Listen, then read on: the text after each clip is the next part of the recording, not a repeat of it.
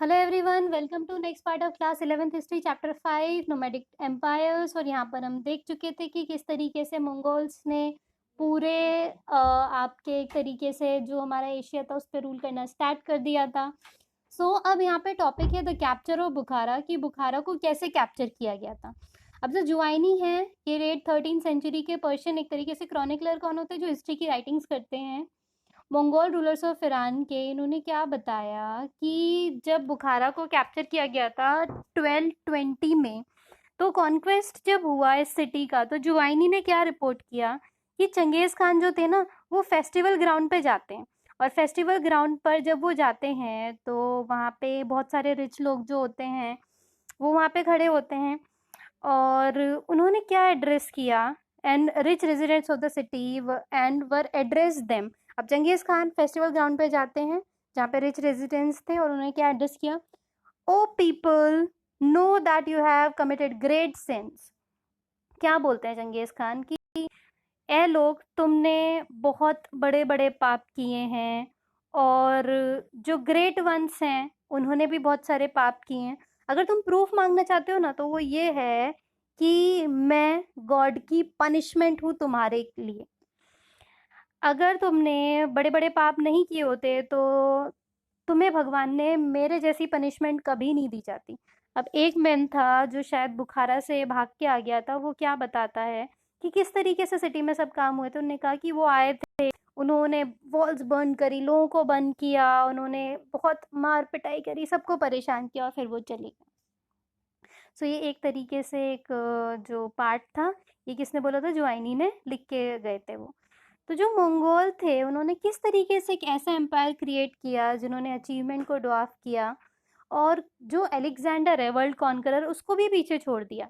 मतलब pre industrial as जो थी जहाँ पे टेक्नोलॉजीज भी पुअर थी, जो स्किल्स थी वो भी उतनी ज़्यादा नहीं थी, फिर भी कैसे उन्होंने इतना सब कुछ करने में वो कामयाब रहे, कैसे उन्होंने सोशली रिलीजियसली सब ग्रुप को अपनी तरफ करा। और ये सारी चीज़ें हम क्या करेंगे, अब हम डिस्कस करेंगे इसके बाद से। अगर हम सोशल एंड पॉलिटिकल बैकग्राउंड की बात करें तो मंगोल जो थी डाइवर्स बॉडी ऑफ पीपल थी, जिनके बीच में जो था बाकी बहुत कुछ सेम नहीं था, बट लैंग्वेज जो थी काफ़ी हद तक सेम थी, सिमिलर थी। जैसे ततर्स की, खितन की, मानचूस की ईस्ट में, और तुर्की ट्राइब्स की वेस्ट में, ये सब क्या थी, इनके बीच में काफ़ी सारी सिमिलैरिटीज़ थी। अब सम ऑफ द मंगोल जो थे वो क्या थे, पैस्टोरलिस्ट थे, जो मतलब चरवाहे टाइप्स होते हैं। कुछ जो थे हंटर गैदरर्स थे, जो पैस्टोरलिस्ट थे उनके पास हॉर्स थी, शीप थी, कैटल, गोट्स, कैमल, ये सब थे। तो ये नॉमेडाइज करते थे, एक जगह से दूसरी जगह जाते थे। कहाँ पे, स्टेपीज जो थी सेंट्रल एशिया में, जो कि मंगोलिया का लैंड है। उसके अलावा ये जो लैंड है ना ये बहुत ही निहायत ही खूबसूरत लैंड है, और काफ़ी सारे यहाँ पे प्लांट्स हैं, रिवर्स हैं, जैसे ओनोन सेलेंगा रिवर है, जो इस प्लेस को बहुत ही खूबसूरती प्रदान करती है। Let's see how beautiful it is, how natural it is for the pastoralist and the Hunter gatherer people.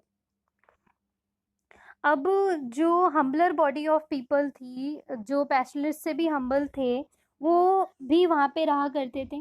Like एक तरीके से वो लोग आपस में ठीक है मिलजुल के काम चला रहे थे। जो टेम्परेचर था उस रीजन का वो बहुत ज़्यादा एक्सट्रीम हुआ करता था। लाइक जो ठंड होती थी बहुत ज़्यादा ठंड हुआ करती थी, बहुत ही लॉन्ग विंटर्स होते थे, फिर समर्स ड्राई होते थे, बारिश कम होती थी। एग्रीकल्चर सिर्फ कुछ ही जगहों पर जो था वो पॉसिबल था।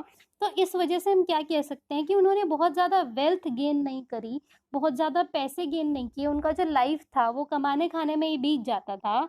तो इस तरीके से उन्हें बहुत ज़्यादा सिटीज़ वाली लाइफ उनकी नहीं थी, they have not possessed any cities. जो मंगोल से टेंट्स वगैरह में रहा करते थे, और ज़्यादातर जो अपने हर्ड्स को वो साथ में लेकर ही घूमा करते थे। अब जो एथनिक और लैंग्वेज टाइज है उन्होंने मंगोल पीपल को एक साथ यूनाइट किया। अब यूनाइट के बाद क्या हुआ कि जो रिसोर्सेज थे ना उनके पास स्कार्स थे, कमी थी।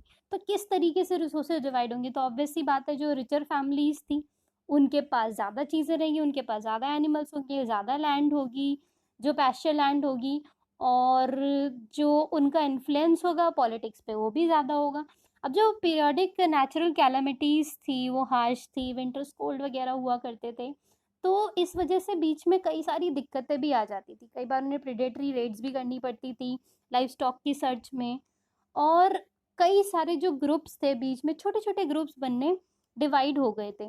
पर उन ग्रुप को बहुत सारे लोग थे जो कॉन्फेडरेशन कलेक्ट करने का काम किया करते थे।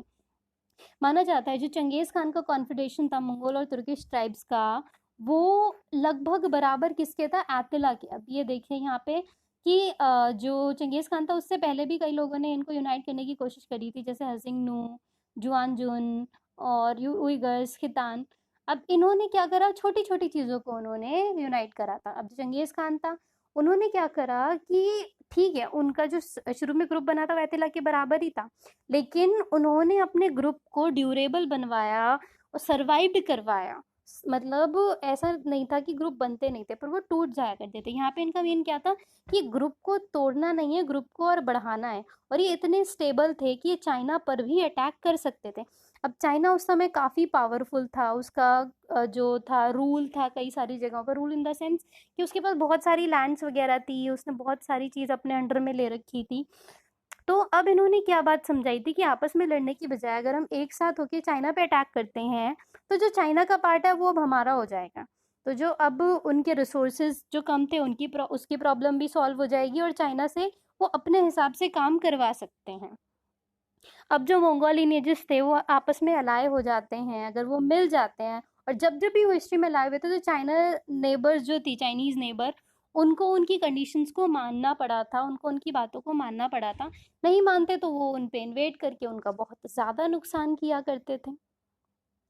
अब चाइना ने लॉसेस से बचने के लिए क्या करा कि उनकी कई सारी बात मान लेते थे, जिसकी वजह से चाइना जो एक्सटेंसिवली सफ़र किया था इन इंट्रूजन के वजह से, इन सब लोगों की वजह से, उन्होंने फोर्टिफिकेशन करना स्टार्ट किया था, बहुत सारे फोर्ट्स बनाना स्टार्ट करे थे। और उनमें से ही एक सबसे डिफेंसिव वर्क जो चाइना का है ना, वो है ग्रेट वॉल ऑफ चाइना। ये बहुत बड़ा एग्जाम्पल है किस चीज़ का, जो आपका चाइना है ना, उसका ग्रेट वॉल जो है, उन्होंने इन ट्राइब्स की इन्वेजन से बचने के लिए लगभग बहुत ही बड़ी, लगभग 21,000 किलोमीटर की इन्होंने वॉल बना दी।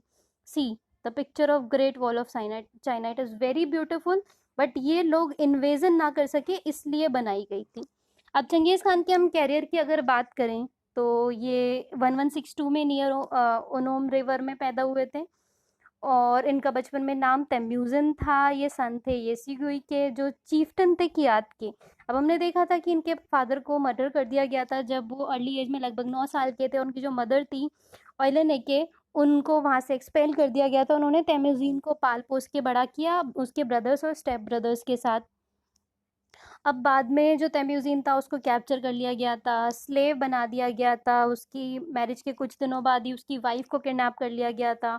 और उसके बाद से जो फाइट रही थी ना, वो यही रही थी कि अपनी वाइफ को वहाँ से रिकवर करवाएं। अब इस हार्डशिप के दौरान उसके बहुत सारे दोस्त बने थे। जो यंग बोगुरचू था वो उसका पहला दोस्त था और एक अच्छा फ्रेंड उसका रहा था। जो जामुका था वो उसका ब्लड ब्रदर था, जो खून का रिश्ता था जामुका का उसके साथ में, वो भी उसका अच्छा दोस्त था। तेम्यूजिन ऑल्सो उसने क्या करा, रिस्टोर किया अपनी ओल्ड अलाइंसेस को, जो उसके फादर के ओल्ड ब्लड ब्रदर्स थे उन सबके साथ मिल गया था वो। अब 1180 और 1190 के दौरान जो तेम्यूजिन था वो ओंग खान का एलाय रहा था, उनके साथ उन्होंने अलाइंस करके जो एडवर्सरीज थी, जो पावरफुल लोग थे जैसे कि जामुका, सी जामू का जो उसका ओल्ड फ्रेंड था ना, वो उसका बहुत ही कट्टर दुश्मन बन चुका था। पर उसने उस पर भी जीत पा ली थी। और जब उसने उसको हरा दिया तो तेम्यूजिन ने क्या फेल्ट किया कि अब वो अदर ट्राइब्स जो था उस पर भी काबू पा सकता है, उस पर भी अटैक कर सकता है।